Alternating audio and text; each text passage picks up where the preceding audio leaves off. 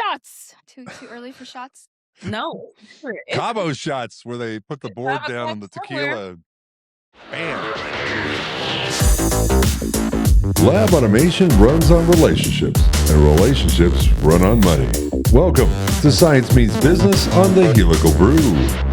All right, welcome everyone. Welcome back to another episode of Helical Brew, where I'm joined with my co-host Sura, Hadi, and a guest today, who I'm going to introduce in a moment. This is going to be part of our Science Means Business series.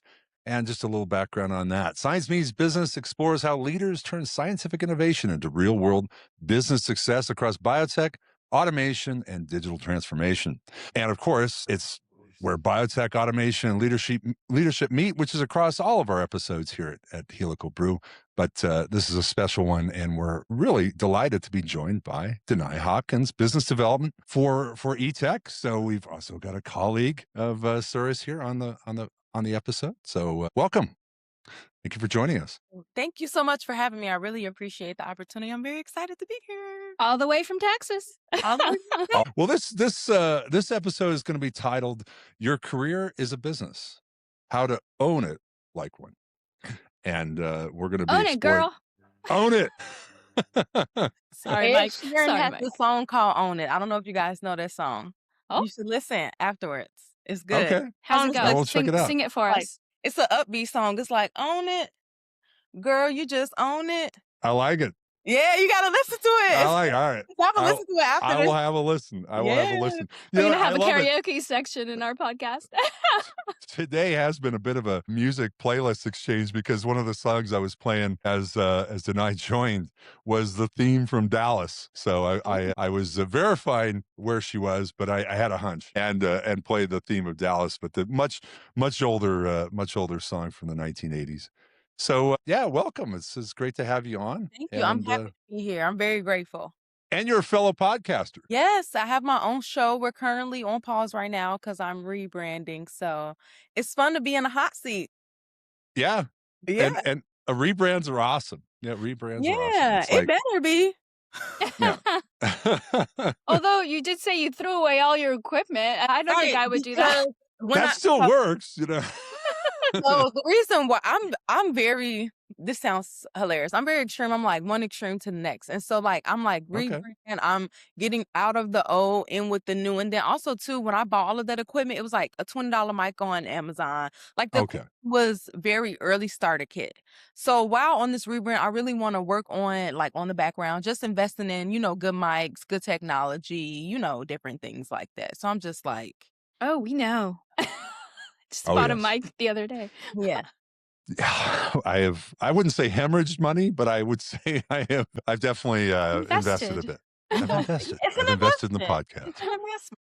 Yeah. No, it's I get it, and I think we've been through the same process just along the way. It's not really, we didn't necessarily totally rebrand, but as far as leveling up the podcast, we have, invested in it, both financially and just, by doing more preparation and research and things like that. I think, between our different episodes, we've put some time in, and absolutely. And you're going to get an ROI. We'll get an ROI. That's right. We're going to go big. Yeah. So it's great to have you on as a fellow podcaster and a fellow Texan. Thank you. We're all in business development. That's pretty, this is the first. We've got all three of us. Our day jobs is business development. And I want to give a little introduction here before we get going into the icebreaker. We always have an icebreaker. I love an icebreaker. Denai Hopkins didn't come up through the lab. She studied political science, taught English abroad, and then walked into one of the most technical industries on the planet and started closing deals. Now she's managing a $2.5 million territory at eTech Group and running her own platform on the side dedicated to helping women build financial freedom on their own terms. She's proof that you don't need a pipette in your past to own a room full of engineers. Money, money, money. Money, money, money. So Denai, you went from political science to teaching English in Asia to selling automation solutions to engineers. At what point did you stop feeling like you had to apologize for your background and start using it for your edge? That's a really good question. You're going to laugh. Sura, this quote, I think I told you when we saw each other, but I think it was back in 2018. I was kind of in this space of like the in-between. I didn't know what I wanted to do. Graduated from college. I got into law school and everything, but I wasn't getting any money to go to law school. And I'm originally from Chicago. I went to Michigan State. And, they say your parents make too much money. I got 5 brothers and sisters. Who make too much money? So I had to take out student loans, in order to go to college. Anyway, fast forward, I got the opportunity to teach in China. I went out there. So this is all going on. I'm just like, I don't know what's going on. Like, I just feel like I'm just kind of like in the in-between, like a yo-yo. And I was listening to this podcast, and one of the women on the podcast, she had said, have the confidence of a man. And when that has always stuck with me. So once I adapted that mentality of like having the confidence of a man and just owning the space, one thing I credit men for is their boldness to take up space. And they don't think about it. They're more doers. Whereas women, I think a lot of us, we're in our head a lot. Like, I got to make sure all of these things are aligned in A, B, C, D, E, F, G, where I've noticed, and men, they're just like, you know what, we're going to go for it. We'll figure it out. If I fail, you get back up and try again. And I've always found that very admirable. And that's how she explained that quote of having the confidence of a man. And so once I adopted that, do my research, because we're all the same. You're not smarter than me. Depending, if you're a doctor, you are, because you're performing brain surgery. I can't do that. That's not in my, That's the line. That's brain the line. surgery. I know. Rocket scientist, brain surgeon. Yeah. Correct. Yeah. Different. Like, I'm not flying to space. Like, no. But when you just have that confidence and you be bold and you do your research and you're not scared to make mistakes and you don't apologize for being in the spaces, I believe you can own any room. I love that. I love that. Yeah. That's a tremendously insightful already out of the gate. And but let's take a deeper dive into that non-traditional path and influence there, as far as how you moved it forward and how being an outsider becomes the advantage. Yes. What does it actually feel like walking into a room full of engineers when your degree is in political science? Does that even like have a does it even have a tick right? in your cadence as you're doing it, or you just own it? Honestly, it doesn't. I've always just had a way with people since I have been a little girl. I can talk to anyone and make them feel comfortable. And so I'm very personable, which that helps me in these spaces, because like I actually really do care. Like, how are your kids? Like, how is everything going? Like, I feel like when people go into these rooms, like, yes, at the end of the day, we're all here for an outcome, but we also have to remember we're also human as well. And so I just have a way of just connecting to the human aspect very genuinely as well, because I'm like, hey, like, what's going on? Last time we talked, you said your daughter got her first car. How was that going? Did she run a red light? Any parking tickets? I just got a parking ticket last week. And just talk to them before you go in and, okay, let's break down the business and different things like that. Like, people want to be heard. They want to be seen. And so that's just my mentality. I just go in and your title means nothing to me. Like, and I think when I first started off in sales, because I started my career at IBM, right? And so I started in sales school, and everybody big blue, right? Everybody in sales school have the business degree, have the vernacular, have the language. I'm like, God, I'm scared. I'm actually, they're killing it. But when you get through all that fluff and all that BS, it's like, I know you're selling to me. I know you're here for something. Like, be a human, not a robot. Yeah. And my sales advisor, he was like, you're here for a reason, because they saw something in you. Use your personality as leverage. And that's pretty good, because nobody ever tells you that, right? Yeah. To just be unashamedly who you yourself. are. Yes, like, obviously. Be you. So here, I'm gonna still be my professional, funny self. Now, Sura, off camera, we have a good set, So, but it has always, worked in my favor. And when you look at people like, okay, CEO of company, at the end of the day, we all bleed the same. We all go through the same stuff. None of that. Very Your true. title means nothing to me. So I'm not scared to call a CEO of a smaller startup company and talk to him like he's a human, because I take the title out of everything and just, hey, Bob, what's going on? You need help? and vice versa.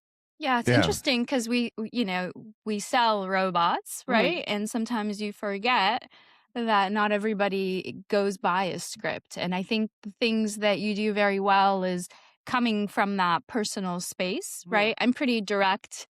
I have things in mind, and sometimes I have to remember to stop and say, "Hey, how are you?" But you come out of the gate with it. And I think that's what makes people very warm.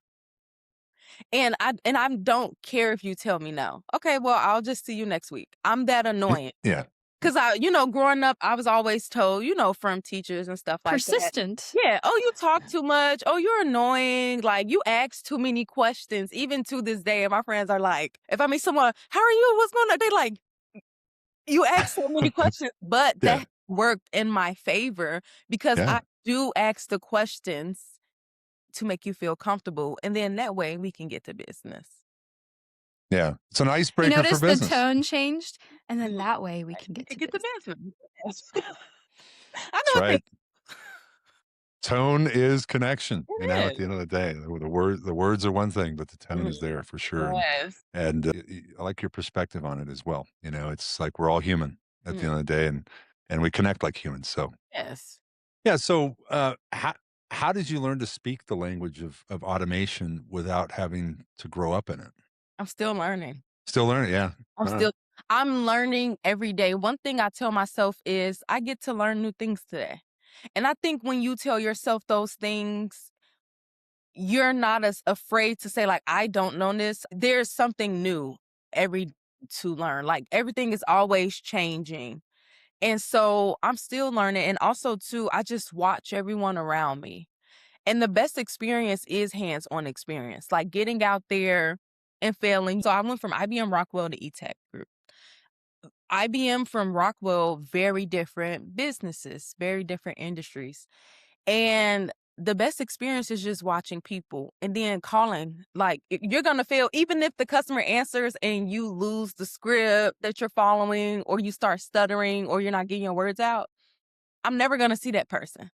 So it's okay. Like, let them tell me no and let me learn from that mistake. And like, what do I need to learn? So then when I start hearing things like, oh, PLC, compact logic, a E300, different things like that, a retrofit, I'm going to go back and Google it, figure out what it is. And then that way I'm going to study it and learn what it is for the next time. So that way I can leverage it in my conversations. So it also must feel confident that you have the experience of your engineers after you make the sale, right? Absolutely. Like you said, you have to talk the talk in the moment, but it's backed up by an experienced, group that's going to deliver, right? Correct. And so having engineers on the call and like my project manager and just listening to them, I'm always honest with customers. If they ask me a question, like I get this asked all the time, oh, so you have an engineering degree? Actually, no, I have a political science degree. Oh, wow. I would have never guessed that because you speak so well and well as you speak the language of what we're referring to. And it's like, yeah, because I've watched people come before me. I've also done my research, and I also don't want to go into these conversations not understanding what I'm talking about. I have to understand I am a woman in this space. So automatically people have different perceptions of women and in this space and different, you don't really see a lot of women in the space, let alone as an account manager. So when people see me, I feel like I don't ever want to be embarrassed or get caught with my pants down. So I'm never going to lie about something that I don't know, but I'm also going to come in as prepared as possible. So that way, when you look at me like, oh, wait, she do know what she's talking about. Not, you don't know what she's talking about. Because if you get the feeling that you don't know what I'm talking about, you're not going to listen. I mean, anyone. Like if you're, like, for example, I talk about finances. And if I hear someone talking about X, Y, Z, I'm automatically tuned off because you don't know what you're talking about. And I don't want to listen. So you have to put yourself in those people's shoes. If I'm going to sell to you or if I'm going to want to build this relationship, and I always come off like, let's build a relationship first and let's establish that trust. I have to know what I'm talking about. So I make sure I'm always prepared. Yeah. A bunch of engineers sitting around the table because it's trying to engineer a sale. Well, it's a totally different world at the end of the day. And I think too, like like I said, I'm always honest. Like I'm not super technical. So I'm going to talk I'm a try to control the conversation as much to my ability as possible. But when it gets to a point where I'm like, okay, let's pick this up, I'm gonna bring in an expert.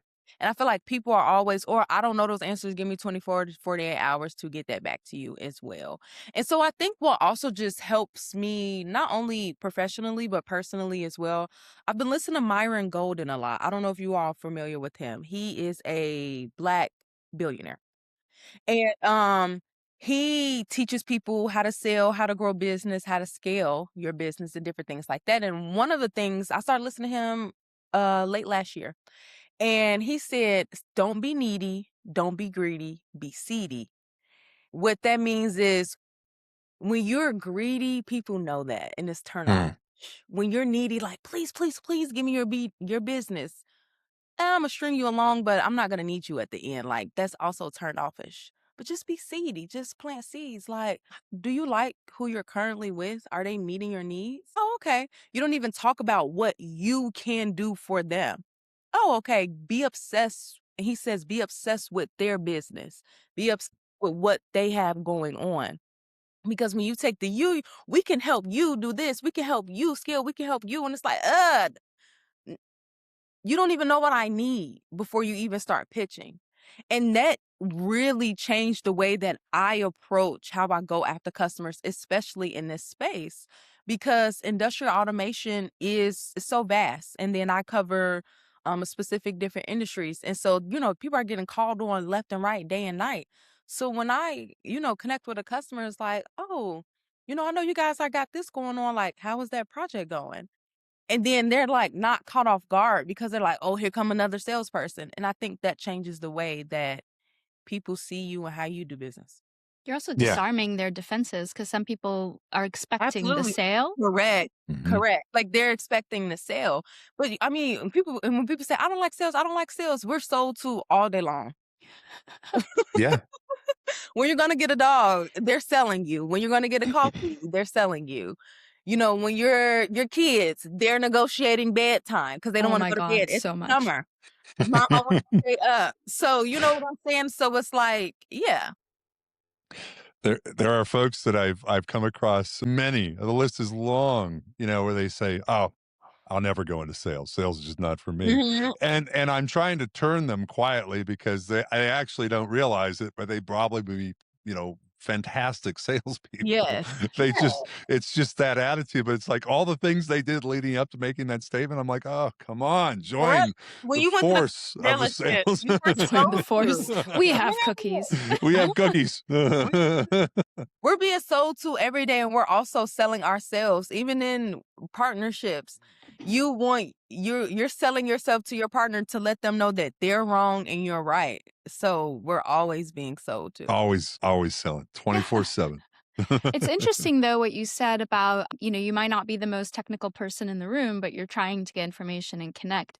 I found that a lot of people like me who are very technically heavy, right? We talk to that, but there's not always that person in the room, right? You've got the technical person, you also have their boss and their boss's boss, and they want to hear like at a higher level, right? And so you're trying to kind of break that up. And having, you in the room where you are breaking the technical down into simpler like approach, I think really goes a long way for the other non-technical folks in the room that don't get spoken to as often, but they're the ones signing the checks, right? And then I also too, I'm very big on like death by PowerPoint. If we can make this into 10 slides and get points to client, like let's do that. Because I have ADHD. There's so many different approaches, though. I've heard BDM say, I don't want any PowerPoint. We're going to go to Brazilian steakhouse. We're going to talk. We're going to drink beer. And then folks that are like, do you have your PowerPoint ready? And I'm just like, oh, it's I just know who you're talking to. Like everyone is different. Like if I know, let's go to the golf course. I can't play, but we can go to the range and we can talk and handle business that way. If that's what you prefer, then like we can do that. Or if you want to do PowerPoint, there is no one right way to do anything. So many ways to cook a piece of chicken. So it's so many ways to make connections, get your point across, take care of business, get new business, and be successful for both parties. Yeah, no need to arbitrarily fill the first 30 minutes of the meeting with the PowerPoint. And then at the end, you go, I was just actually wondering about this particular model. Yes, no, Oh, yeah. So okay. about that PF400. Yeah, no, that's definitely listen first, then start the presentation for that. That's So one of the kind of, biggest advices I got from my last director of business development. You know, he said you need to take a moment to listen because you're coming in there all passionate about the solution, but you have to like let them, you know, talk first and understand what they're trying to get across. I struggle with listening too, especially because I like to like, how's your day? Good. Okay, what did you do? Like, so I can just kind of just get so caught up and like, and it's like, just listen. Listen. I struggle with listening too. I'm working on it. we all do, I think. Yeah. No, it's a mode switch. You know, Yeah, it's it like is. literally you have to kind of change, switch gears. Yeah. Well, so switching gears a little bit, speaking of switching gears to a slightly No different pun angle, intended. treating your career like a business, and it's like, and running, working in sales, it's like spend the money, whether it's, working for a big company or a small company, spend it like your own. But it's also, I think this is another angle to have on a career is treating it like a business. And so, thinking about like, you're managing a $2.5 million territory, right? What does thinking like a business owner versus an employee look like on a day-to-day? Yeah, and that's one thing you told me about that really hit home with me, right? You were like, this is a great role. I feel like I'm building my own business within this company. Business. And I'd never heard that from a BDM before, but that's exactly what you guys are doing. Actually learned that when I was at IBM from one of the sales advisors. Treat your territory like you're an entrepreneur. That's what they always taught us. It's like treat it like you're an entrepreneur because you own this book of business and it is up to you to make money, to make it profitable. If not, bye girl, somebody else is gonna come and get this business. That's just the reality of it, you know? And so when you have a entrepreneurial mindset in sales, you're more strategic with outreach versus like spray and pray. You're like, you guys ever heard of that spray and Oh pray? yeah. Oh, Explain it absolutely. to our guests because it is Yes, new to please. me. Yeah, spray and pray is just calling and emailing people with no objective at the end and praying that someone gives you the time of day. Something gets wet enough to Yes, sell. correct. So it's just like, okay, well, I'm going to call 80 people and you have no idea what their business is, no idea what their pain points are. You're just trying to call and just have someone answer and give you an opportunity to get that meeting. So you're not strategic in how you're operating your day to day. So when you treat it like a business, that means you have a schedule. That means you're organized. Okay. So if I have 40 or 50 accounts, realistically, we have to be honest with ourselves. What is your capacity? You can't call 40 and 50 accounts every day. No. You can maybe call about 6, 7, 8 max, depending on how many contacts you have. Also, too, that's what I learned as well, being strategic with your outreach. Instead of 10 people per account, just get 5. Narrow it down. That way you Yeah. have 5 solid people that you're consistently reaching out. They don't work out. Okay, next person. Oh, they didn't answer the phone or they slammed the door in my face. Okay, they probably had a bad day. Anyway, I'm going on to the next person. That means I'm getting one step closer to who I actually need to speak with and communicate with. Should have titled the episode Sales 101. So when you Still treat it possible. when you treat it like a business, you're just strategic in your daily operations and you're the boss, you're the manager. Not only are you the boss, you're also the employee, you're also the assistant. Like you play all of the PR, you play all of the roles. And so you have to sell yourself as well. And so it made sense why when I started, my own podcast and different things like that, it wasn't as such of a hard transition because I was already kind of like my own CEO, boss lady of my own business at work. So, yeah. Wow. I mean, our origin story of podcast is very similar to mine. It's like I think between Sura and I were in a similar place, although we, just sort of started talking about it, and here we are having a podcast. And and what a great step to take, right? I mean, for you when you did that, it was just, sort of like freedom. It's no longer hopping on just calls and talking with people that you're doing business with, but you're now, talking with a wider variety of people in the same industry. Correct. And yeah, Correct. so much fun. So much fun. And you have to understand when it comes to business, and entrepreneurship, life in general, that you're going to fail. And I think learning, accepting failure helps your everyday to day. Like, okay, you know what? I failed today. It didn't work out. That didn't work out. I'm just going to try something new next time. And just taking the expectations out of things as well has also helped me, because I can call all of these accounts and nothing happened. You know what? I'm okay because I did try. And if I tried and I lost that business or I lost my job because I couldn't hit my numbers and stuff like that, at the end of the day, I am so happy because I gave it 100% through all of the wins, through all of the losses, and I learned so much to take it on to the next chapter in my life. Like everything is a learning lesson. Nothing is coincidental. Everything is very intentional. Yeah. I think of sales, like just your whole, like the sales process and planning and all that, very much like going to Vegas and playing the 48 craps hours. table, the craps table, or there's bad bets with your time, and there's great, and there's more lower payout, but better, more consistently paying bets on the outer side of the craps table. And, so many people when they're new are like, I'm going to go for the hard way, the double fives, double sixes, right? Well, look at this, look at the bell curve, right? Where are you going to be at after that's done, right? Yeah, you want to go big, and it's like, slow down, Joe. Consistent. Right. Work it, and don't, and then sometimes you're going to have those big opportunities, know when, and instinct is not like, it's not like innate, right? About sales, it's learned, and you can hone your instincts, right? Mm-hmm. Absolutely. It's funny because I actually hate gambling. Ugh, losing money. Ugh, God. Yeah, I like my money That's why too I do it much to smart. gamble. I never lose. You I'm going to Vegas with you, Mike. I'm going. Don't know. I rather go shopping. And I know people like, that's losing money too, but at least I get to see my clothes or my shoes. That's a whole other podcast we need to get into. Denai has Vegas a or no strategic Vegas? shopping Yeah, that she does I'm that I very want to hear big more on about. making your money work for you. Like people always be like, you got to mix your high and lows. Like y'all want to be gaudy. Turn it down. Relax. Yeah, dial that back a little bit.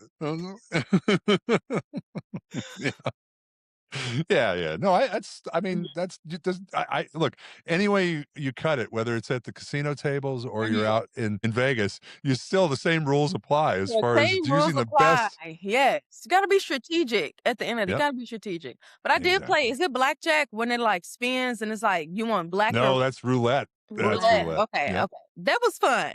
My heart was racing, but that was fun. I want some money. I'll do that one again. That's what is it? 48%, 2%. And a lot of people go, well, if you got a red one and a black one, isn't that 50-50? And then I have to explain, it's like, well, no, that's why they have two green spots. Yes. That actually means that even if it's black or it's red, you can still lose.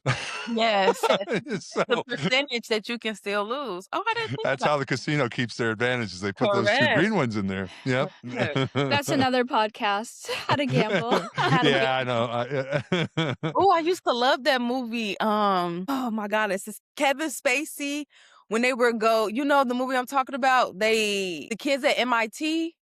He was teaching them how to read the cards. It's so good. Yeah. I caught it. It was Kevin. I'm gonna get the name because it's gonna bother me. They finally got caught, but yeah, they got caught at the end. But he was teaching them how to read the cards. Yeah. And they would make the money and stuff. It's so good. It's so good. That was a good one. And that could be our end of episode. I know. I'm looking it up. It says 21. Yes. Okay. 2008. It was so good. Well, how did I forget that name? I don't think I've ever seen this one. It's so good, Sura. Watch it tonight. Must see TV. Must see TV. So yeah, so switching gears. Well, not really switching gears, but just kind of going on that same theme. What's the mindset shift that separates people who grow in this industry from people who plateau? Being coachable and teachable. No one likes a know-it-all. And you can tell, and you can spot a know-it-all from a mile away. You're like, here they go. God. It's almost like an inevitability coming at you. Yes, right? Like, here they go. And I think when you're always, and IBM Sales School really taught me so much because you're learning from people who has been with IBM for 30, 40 plus years and had amazing career in sales and moved on to, managerial roles. And then now they coach people on how to sell too. And when you also learn that, like, I have a saying, you take the meat and throw away the bones. You might have some insightful information. You might have some insightful information. They might have some insightful information. So I'm going to take little bits and pieces from everyone that I'm learning and make it my own. And when you are always being a student and learning, and so that's why I start, just going back to like listening to YouTube videos, how to become a better salesperson, learning more about industrial automation, learning about AI and how to leverage AI in my role to be successful because, I can't do everything at once. I am a one-man machine. But how can I make my job and my, day easier? And one-man machine. Make my job and my day easier. And so when you're just constantly being a student and learning and telling yourself, like, I'm not too good to learn no matter how old I am, that's what separates you from the competition. That's really awesome because I think that's the one thing that I've kept clear in my mind as I've progressed in my career all the way from college on. I'm a philosophy minor, right, when I was in college. And the one thing that stuck with me is, Socrates' like quote of the only thing I know is I know nothing. And if Correct. I always remember that, I can never be overconfident, arrogant, because I have to treat life as a learning experience and the conversations around me as adding to my experience. Otherwise, you get complacent. Correct. I You're love never that. gonna learn Yeah, never. what it That's is. right. Like Keep on even going. this is random, just like even with learning how to cook, like I said, it's more than one ways to cook different, chicken. So I want to become more versatile in cooking. So, you might make it this way, you might make it this way. I'm gonna take what I've learned, use what I know a little bit. I know a little, a little in the kitchen and make it. And now I have a whole nother way of like cooking chicken and it's not boring. You don't want the rinse and repeat. Yeah.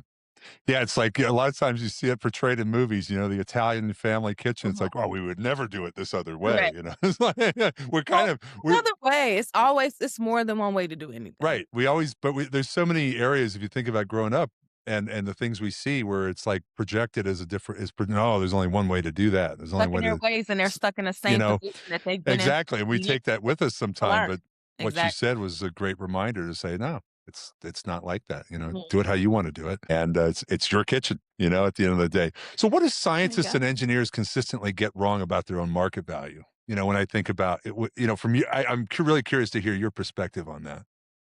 Well, that's a good question. I think what they get wrong is that they're scared to really adapt to the new times. Okay. Like, I think when people hear digital transformation, AI, believe it or not, a lot of these businesses are still very old school. They're stuck in their ways. They know that they need to change. They know that they need to make these changes and different things like that, but they're scared to take the next step. They'll do little pieces here and there, like, okay, we'll upgrade this because we need to, it's breaking down. Or we'll do this, just for the time being. And they're having all of these conversations, but they're scared to actually bite the bullet and embrace change. So I think a lot of businesses are just really scared to embrace change. And then when it's too late, they're behind because the competition already upgraded and embraced change 2-3 years ago. Yeah. Yeah, it's like despite Microsoft warning people 100 times and sending them 100 emails, we still had to pull people out with Windows XP kicking and screaming Correct. Oh my until God, how or the thing long did just died XP and it just last? That stopped was working insane. completely. Yeah. That's a great example of where Mhm. people were resisting change to the point where they were giving themselves like a reality distortion field in their mind. Absolutely. A Yeah. real life hallucination. A real life hallucination. Mhm. It's like, if we Yeah. go to what we said 3 years ago, you wouldn't be going through this, right, Bob? Okay. Now you need to listen to me. Let's go. So, yeah. Yeah. Yeah. Well, let's stay on a roll there and talk about science, money, and the conversation that nobody's Ooh, I having. love talking about that. So why is financial literacy so rarely talked about? I run into this all the time. It's like the science is the big voice in the room and the how to do it is the relatively small voice, yet I'm in Mhm. that circle. And And I how think to fund it is smaller. we are very often, it's like when and I'm sure you see this too, you walk into talking about a project and we need this equipment and this solution to make it work, or they want to talk to you about it. The dominant topic though is about, you know, what ultimately a lot of money is going to have to be spent on. Mm-hmm. And very rarely do I get, how we're going to get there as an early part of the conversation. I'm usually the one pulling them into that as part of the sales process. So I just, it's kind of that coming at from that angle, maybe. Okay. That's good. Thank you for clarifying. It's a tough part of the conversation because a lot of people want to change and make upgrades and adapt to the times, but a lot of people don't actually know what it costs. So when you see the costs, and let's say in your head, you're like, oh, this is only going to be like 250,000, right? I can bring that, it might be a little pushback on the 250. We can negotiate that down, but upgrading everything, $250,000. So then when you bring in an expert to, come in and walk the facilities and do, a full walkthrough and getting all of the information and bringing it back, and then they present you with a quote, and now it's 1 million, you're like, yeah, no, thank you. Yeah. And I just think a lot of people don't know what it actually costs. And so that's where the hesitancy comes in. But that's where you bring your professional experience and like, hey, I know you weren't anticipating this number. I can already tell by when I told you this number, you shifted a little bit in your seat. Everyone gets uncomfortable when they think, oh, I thought it would be this and now it's actually X. Whether you're in a professional experience or in a personal experience, right? Like if you're signing your kids up for soccer, they're 5 years old. They're not going to the pros. You just need them to get out the house. They say, hey, soccer for the summer is $12,000. What? But this is all of that it includes. And then you get to decide, okay, if they're charging me $12,000, let me go see what the other people are charging me. Okay, they're charging me $10,000 for the program, and it comes with, the shirts and travel, and it covers all of these different things. And you just get different prices. Then you can sit down and say, like, okay, so this project actually costs more than what I thought because it entails X, Y, and Z. So I just think the gap just comes in because a lot of people don't know what the things cost. You think it's one thing, but it's actually another thing. And that can be a sticker shock to some people. Yeah.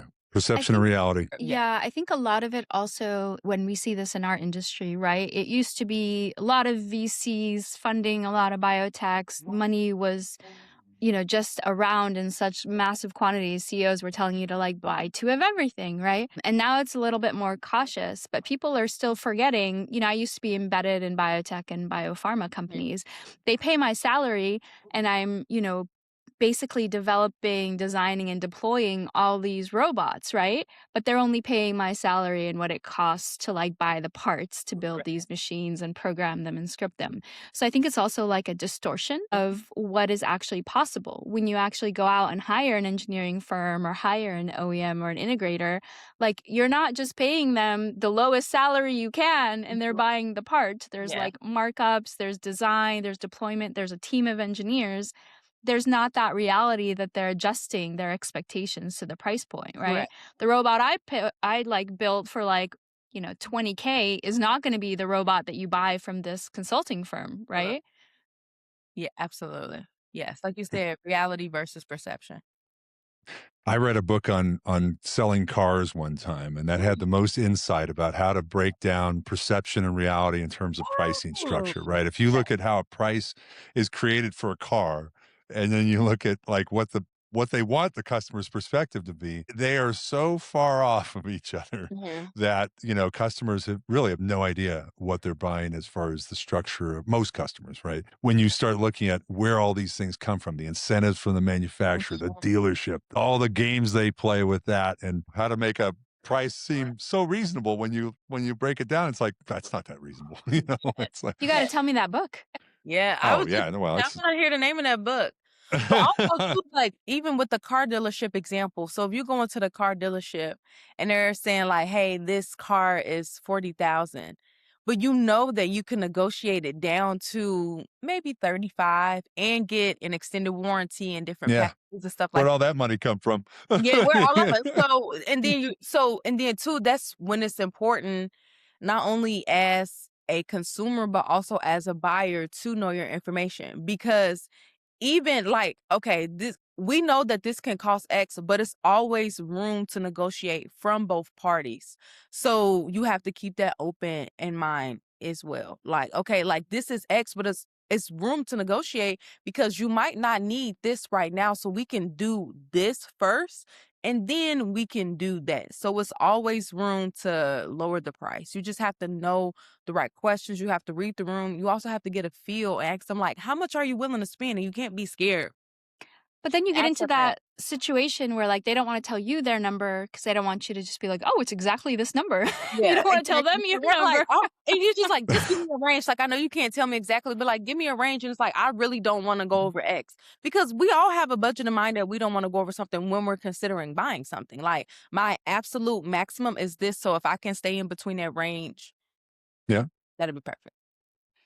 Yeah, the way I heard it described one time was like, the negotiation is like a stick of dynamite with a fuse attached, and every time somebody comes to the table and makes a move on negotiation, they're letting the fuse burn a little bit. And so Right. the other person puts it out, then you let it burn a little more, and at some point it will blow up, and that'll be the end of the negotiation. But either it's a win or a lose. But at the end of the day, it's like how.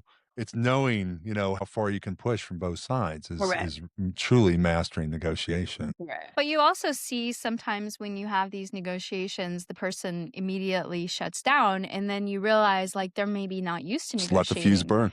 It's That's not it. like a back and Yep, forth, they're out. right? Yeah, true. and I think that's what's lost in these conversations, especially with scientists in the room. They're not used to, hey, this is a back and forth. I'm going to put a number down and slide it across the table, but I expect you to slide it back, Yeah. Yeah, that's People right. are also just scared to like ask for what they want.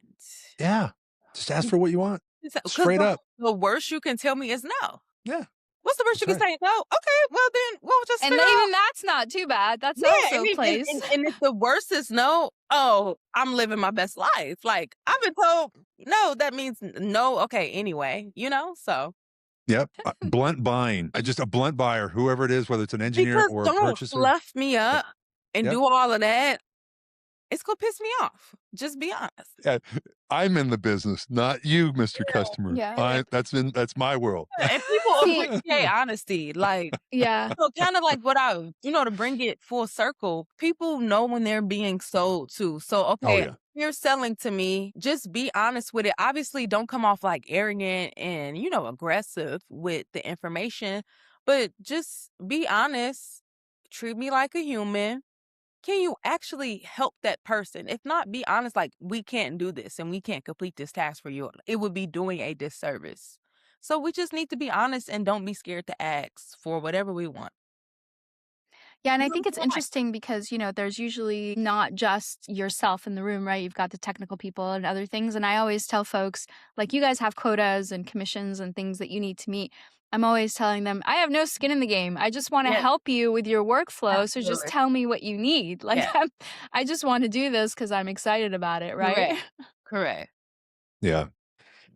Well, rolling into our final question, before I get to that one, though, I wanted to ask, get your perspective on what does financial freedom actually mean in practice and not the social media version? Okay, I'm going to give you Segue. fun. I'm going to give you a true deny response and not the fluffy social media stuff. Financial freedom means to me being able to make decisions and having a regulated nervous system. That's what it means to me. That's deep. Because I know that's too highbrow for me to That's understand. deep track. I love that. No, but seriously, just everything is taken care of. I have nothing to worry about. I can go on vacation and not have anxiety if I overspend or if I went over budget because I have more than enough to take care of whatever I did or didn't do. I don't want to be anxious coming home from vacation or anxious because I wanted to, buy something nice for myself or anxious because I wanted to just donate to a charity that I'm really, really passionate about. Like, I want to be able to give freely and it not impact me. And I just go on about my day. That's what financial freedom means to me. Calm and anxiety free. Absolutely. Absolutely. That's awesome. That's awesome. So that leads to our next question. Why did you decide to build a platform specifically for women, and what gap were you trying to fill? Well, that's good. Podcast. Oh, now we're getting to the fun. Okay, so in 2018, I graduated from college and I went to China to teach English. And prior to that, graduating from college, right? Student loan people call you day after graduation. Like, my Lord, can you give me 24 hours? Excuse me. I need the money. So, I mean, God, but I wasn't even push off the grass from East Lansing, Michigan. They're calling the next day. So they were like, hey, you get a 6-month grace period before you start paying, your student loans. And I'm like, okay, girl, like, whatever. I'm literally not worried about this. I'm about to go to China. I'm 23. I'm going to travel the world. Like, I am not worried about y'all at all. So prior to that, I didn't realize that there was a difference between federal loans and private loans. I have both. And I didn't Private will get you. Yeah, I didn't realize at the time. So my federal loans, that was taken care of. They put me in a program and enrolled me in a program, and I was okay. Then I had received another call about a student loan, and I'm like, no, I just spoke with you all last week and I enrolled in the program. They were like, no, that was federal. You have private loans, and you have $170,000 in private loans. How do you want to go about paying it? And I said, well, girl, I'm 23 years old. I have nothing for you. They were like, okay, well, your monthly payment is... I'm not. They're like, your monthly payment is $1,200. I almost threw up. And I was like, $1,200. And they were like, yeah, we can enroll you in this program, blah, blah, blah. And I asked at the end of the call, I was like, what is my expected payoff date? This was in 2018. She said 2055. 30 plus years, I just was in shambles. That night, I cried, and I'm a woman of God, been raised in the church my whole life. So I cried, and I was just like, God, I don't know what to do. I'm 23. I'm going to be paying these people for the rest of my life, and that's if I don't miss a payment. And even then, they don't even tell you, too, even if I just pay that $1,200, interest is still being accrued. Yeah. It could be longer than 2055. And God told me he wanted me to start a podcast and talk about my experience and talk about money for women. Now, at the time in 2018, there were not a lot of women talking about money, let alone Black women talking about money. Let alone podcasts. Mm-hmm. So everything I learned in my early years was from Dave Ramsey. Okay. I listened to Dave Ramsey every day in 2018. I still listen to him every now and then now. And I can't wait to do my debt-free scream on his show. That's like, I've always wanted to do that, the debt-free scream on his show. But anyway, I listened to Dave Ramsey. And even then, it still took me from 2018 to 2023, 5 years to start the podcast and actually start talking about business. And I kept trying to run away from it, but God was like, he kept saying, no, this is what you need to do, bringing me back to this purpose. And so that's what made me start the show, to fill in this gap, because at the end of the day, we need money to survive. Why not be good with it? Why not learn how to use it as a tool? Why not learn how to have better money management skills? And so when I would ask my friends about money and just the people around me, all of the, people that I looked up to and different things like that, money was so taboo, especially in the Black. You do not talk about money. You don't let people know how much you make, and you damn sure don't let nobody know if you don't have it. You figure it out. And I wanted to break all that down. Like, I make this, I'm paying this and that, I'm saving this as well. What you got going on? And so many women reach out to me every day. Keep going. I love it. It's so refreshing. And I'm also very joyous in the content as well, because it is a blessing to be able to pay off debt. And I've made so many mistakes. I am not perfect. I have paid off credit cards and got myself right back credit card debt. I've made so many mistakes, but all of those things have just helped me and shaped me into who I am today. So the gap that I wanted to fill was, one, women being comfortable with talking about money, but also, two, we need to see a representation, because it is not a lot of Black and brown women talking about money and how to make money, how to be out of debt. Yeah, And exactly. sometimes the long-term goal isn't like, I want to be a multimillionaire. It's just, I want to have a regulated nervous system. Know where all of my money is going. I don't have any debt, and I got money for retirement. That's it. Yeah, and I think it's interesting. Yeah, no, it's fantastic. It's great that you touch on that. And it's interesting that, you really hit on a cultural difference that I've experienced where we grew up. everybody talked about money. This, like, I have 4 doctors and 2 engineers, and that's how you knew how many kids they had, right? Yeah. And like everyone talked about that because they wanted you to know that they were doing well and the Well, community was invested in them doing well. You come here and it's so taboo, which was really weird because, you yeah. know, we're 4 kids in my family, and Yeah. me and my sister were born abroad, and even her and my middle brother have adapted to that where they wouldn't even talk to me about that. Really? If you don't talk about it within the family, how do you learn how to Right. manage money? How do Yeah. you support each other? How do you, Absolutely. watch out for the things that you could fall into with Absolutely. credit card? Like, there's no opportunity to like Right. soldier on and help each other.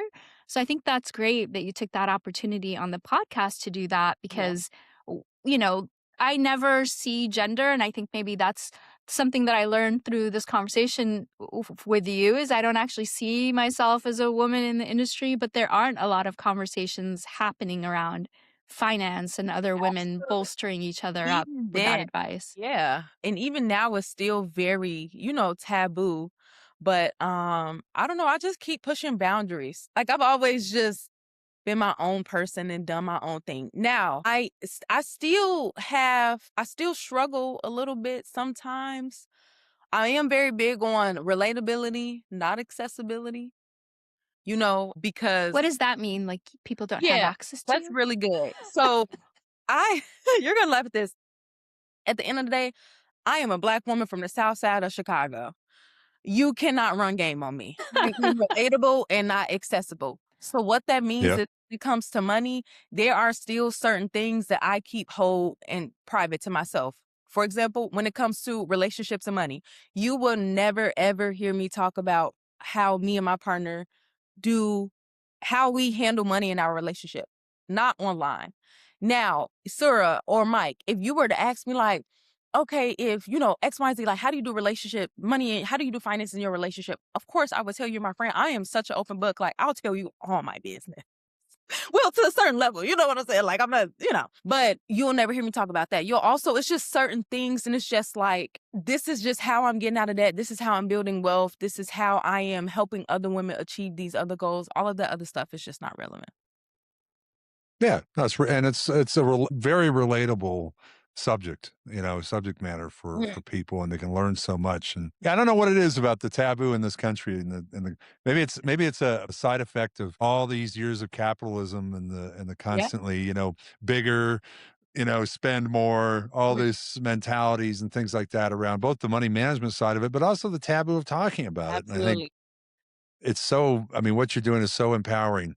I appreciate it. And Yeah. I think too, along with the capitalism, I think the world doesn't want women to get good with money. I was going to say, I think a lot of it also, Yeah. they always say women are underpaid, and I would never know that because nobody tells me what anybody makes. So like, how do I even know what I rate like on the same level as other people, right? Yeah. I don't think, I know the world doesn't want to it is not set up for women to have better money management. And the reason why I say that is because who is your number one consumer and spender? Who's your number one consumer and spender? It's a woman. Mm-hmm. Women, we hold so many hats. We're mothers, we're wives, we're sisters, we're co-workers, we're friends. And the average woman loves making sure that everyone is taken care of. You're going to have a great birthday. You're going to have this. You're going to have that. We're very creative. We make things pretty. We make things just fun and exciting. Starting not to sound like me there at the end. I'm cracking up. But it's like, why don't worry about it. I'm just a girl, which I don't agree with that. You need to know where your money is going. And I also, too, what I'm starting to lean in more into my content as well is showing women I love smelling good. That is my vice. I love smelling good and I love shopping. But I'm also showing women you can smell good without breaking the bank. You don't have to buy the most expensive perfume. Let me show you a couple different combos that for under $100. Because that's what I like. I've always been, let me make my money work for me. Now we got to do Denai's shopping channel as another. Yeah, podcast. like, and I'm also, So that's what I'm How to leaning get more. Gucci without Gucci prices. Yes, literally. Buy it on resale. It's nothing wrong with that. I love me a little vintage moment, you know? So yes, I do have the Gucci purse, and I also have $100,000 net worth, and it's continuing to grow. So now I'm leaning more into, you know, showing the everyday average life, because finances can be boring, like less. And I'm a fun person in general. So I struggled a little bit with like how to make this fun. And now I'm just like, I'm myself. This is what I like. This is what I do. And I can literally care less because you do not pay my bills. Yeah. Yeah.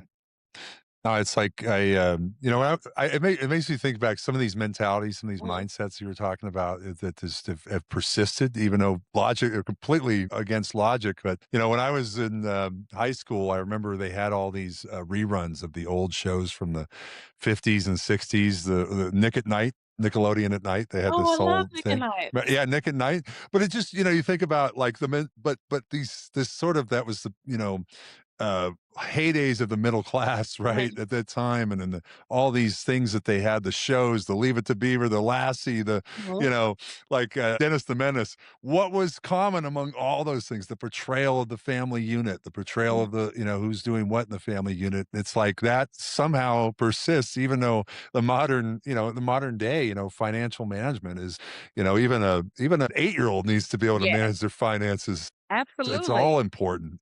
Absolutely. And when you don't have money as a woman, you don't have options. Right. Right. Well, fantastic. That's super empowering. I'm rooting for more. Appreciate it. Yeah, what is the name of your podcast for our listeners? Yeah, I'm rebranding right now, but the name of the podcast is called Financially Abundant. And the reason why I'm rebranding is because I know when I first started out, all I was so focused on was like debt, debt, debt, debt. Debt, debt, debt, debt. And I think debt consumed me so much that it actually made me hate learning about money and wanted to become better at money management. And it really took for me just being broken down and learning a lot and shedding old mindsets and habits and different things like that, where it's like, I'm not going to be in debt for the rest of my life. I am going to get out of this. It's so much more to this. I still need to live. All of this is very new phenomenon, like within the last year or so. And so I'm like, that is the old me that was denied like in her 20s. I'll be 30 in July. This is denied in her 30s, learning that money is a tool. You can do these different things. You can still live life. You could pay off debt and save money and go on vacation at the same time. I don't have guilt if I want to do anything anymore, because you will sometimes have like buyer's remorse and shame. And I just preach like, ladies, my saying is, it's sexy when you got your money together, because it is. Yeah. Yeah, that's awesome. There's something so sexy and exhilarating about knowing like, girl, I got my money together. Yeah. Denai has no shame about aging herself throughout this podcast. No. Meanwhile, we will not see that from Yeah, meanwhile, we're 25 forever. The other podcasters will after 35, I'm 35 forever. I always say my mom was 39 for 10 years. I could be 25 for 10 years. I have no problem with aging myself too. I'm also a little bit vain as well, so I'm very big on like, girl, you need to look good. All right. But also, I'm like scared, like, I'm 35. I don't care. I did get carded like a couple weeks ago. Shut up. I was like, now you're just bragging. Come on. No, Sura, I'm like, I swear to God, we were out just grabbing a drink. The lady was like, can I see your ID? And I was like, I'm 30. And she was like, really? You look 18. Like, I was like, no, you just trying to get that tip, but that's Oh, yeah. She knows what she's doing. That's a businesswoman right there. And I was like, I like you, and I was gonna tip you anyway. Yeah, man. Yeah, so yeah. Well, it sounds like, and I totally get that. We've pivoted and shifted our podcast a bit over time, but you built a foundation. I mean, right? You started with the pain point, the biggest pain point, and now you're building on top of that. So let's talk about building while employed, right? As part of the other side of debt, which is making money. You know, the other piece of the pie, but spinning back into the professional side.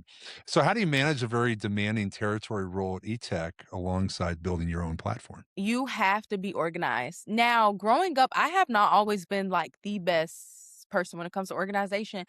I am a very big procrastinator. I thrive on knowing things are due at the last minute. And as I've gotten older, that has just made me so anxious because it's like, why am I waiting to the last minute to get these things done?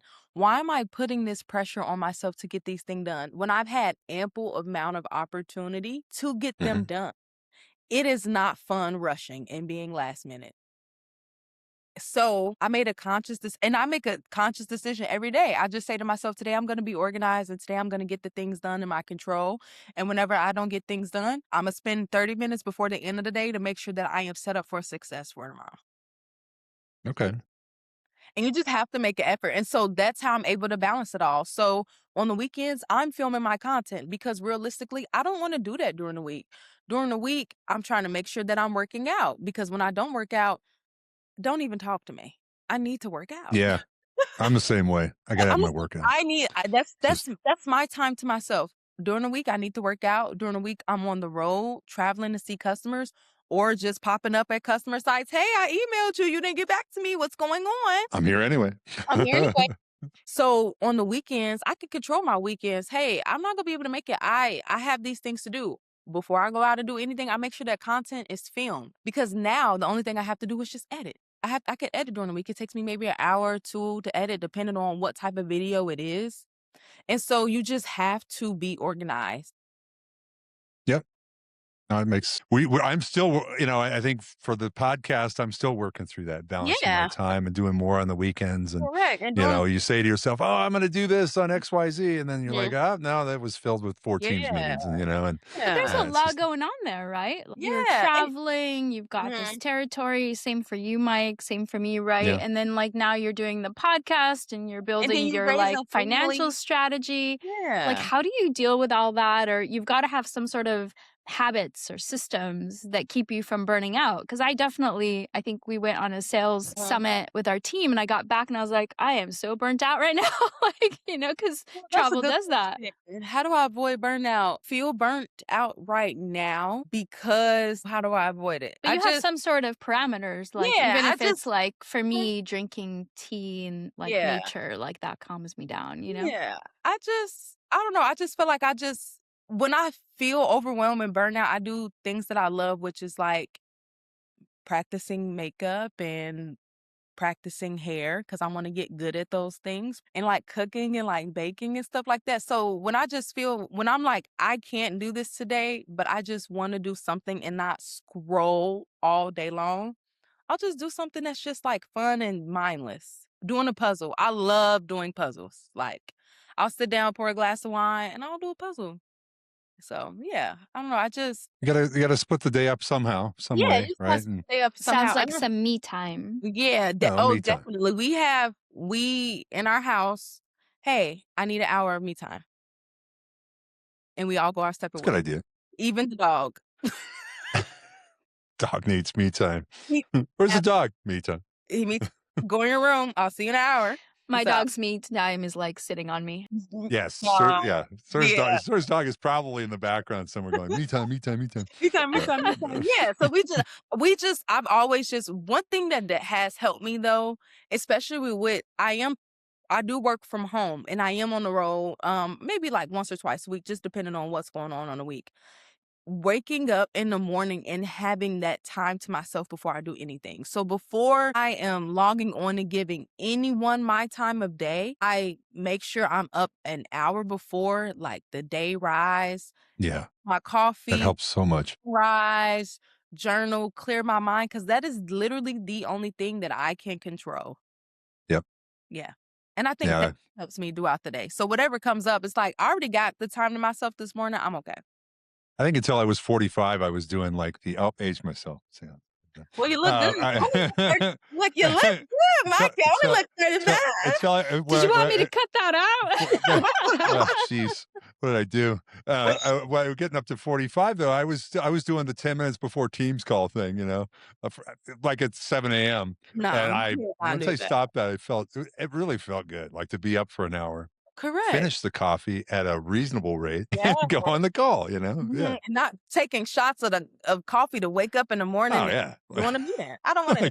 Well, wait, I got the hair sticking up in the bag. Looks like whatever that character was from that show. Yeah, it was. But that's great. So, what would you tell somebody in industry who has an idea but keeps waiting for the right time to start? Just do it. Stop thinking Just about do it. It's not going to be perfect the first, second, third, or fourth time. Just do it. And have the mentality, again, of, a man. Even if you are a man, think of Elon Musk or something like that, or someone who has obtained success and whatever success looks like in your eyes, because success is different for everyone. Elon Musk has failed 1,000 times. And he just keeps going. You just got to do it. Stop thinking about it. You'll figure it out. You will figure it out along the way. But if you keep, I want to do this. I'm gonna do this. Okay, I need to have all of these things in the right place. It will never be a perfect situation to go after your dream job. It'll never be a perfect situation to get your money together. It will never be a perfect situation to start caring about your health and your wellness. It will never be a perfect situation to take that dream vacation. Make it happen and stop making excuses, because nobody cares about your excuses.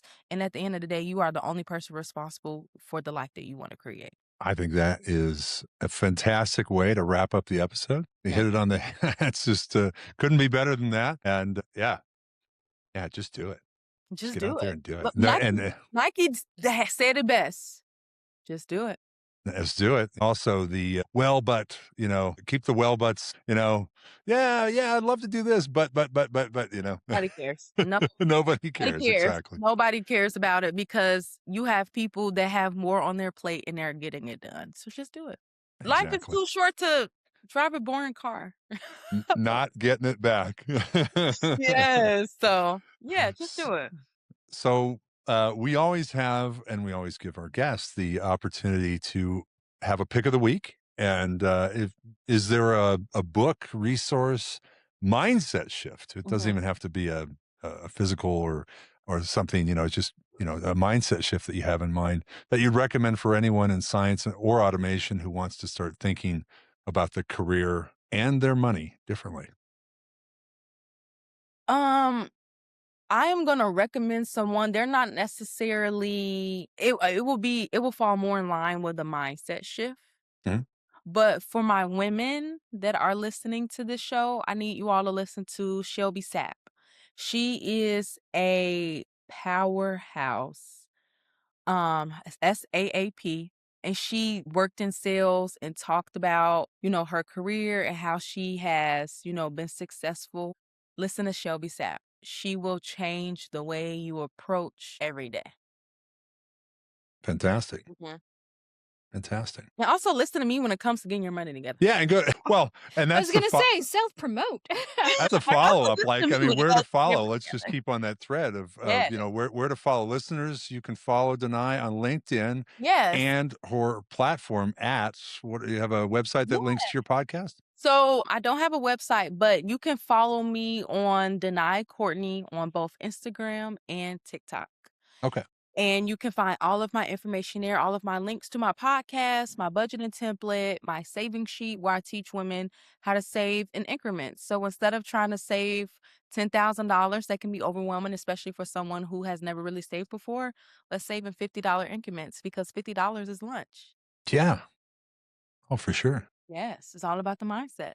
So you can find me at Denai Courtney on both Instagram and TikTok, and then Denai Hopkins on LinkedIn if you want to follow me professionally. So I really appreciate the opportunity. This has been so much fun.